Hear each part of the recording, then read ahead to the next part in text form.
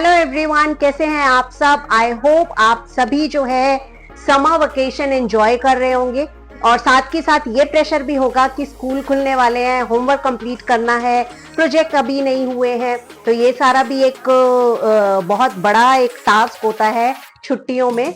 हाय, मेरा नाम है शालिनी सूरी और मैं हूँ सर्टिफाइड करियर प्लानर और स्टूडेंट एम्पावरमेंट कोच। आज हम जो बातचीत करने वाले हैं, आज हम जो डिस्कशन करने वाले हैं, वो डिस्कशन है हमारे प्रोफाइल बिल्डिंग पर।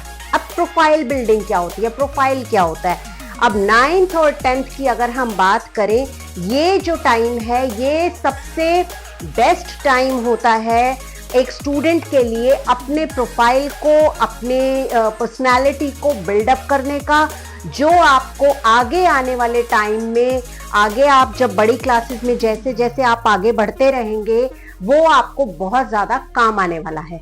तो आज हम सीखेंगे कि किस तरीके से प्रोफाइल बिल्डिंग कर सकते हैं हम लोग और क्यों अपने प्रोफाइल को अपडेट रखना जरूरी है। तो इस बारे में हम आज बातचीत करने वाले हैं। तो सबसे पहले हम समझते हैं व्हाट इज प्रोफाइल बिल्डिंग। तो सबसे पहले समझते हैं कि प्रोफाइल क्या होता है। ठीक है, profile is the combination of curiosity, skills and consistency, right.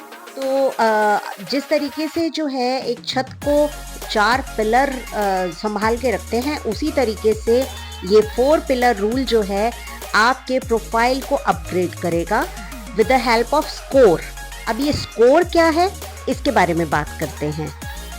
सबसे पहले एस यानी कि स्किल्स। स्कूल के अलावा आप क्या कर सकते हो, क्या आपको आता है, चाहे वो कोडिंग है, चाहे वो पब्लिक स्पीकिंग है, चाहे वीडियो एडिटिंग है, राइटिंग है, म्यूजिक है, जो भी आप कर सकते हो। हफ्ते में 2 घंटे जो है कम से कम उस स्किल को आपने देना है, ताकि आप 1 साल में लगभग 100 आवर्स में आप उस स्किल में एक्सपर्ट हो सकते हो। लेकिन याद रखना, 10 स्किल्स ट्राई नहीं करनी है। अब बात आती है क्यूरियोसिटी की।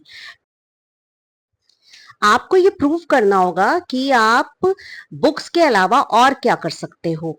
9th में जैसे साइंस फेयर में पार्टिसिपेट किया, ऐसे कंपटीशन, बहुत सारे स्कूल में जो कंपटीशन होते हैं आप उसमें पार्टिसिपेट कर सकते हो।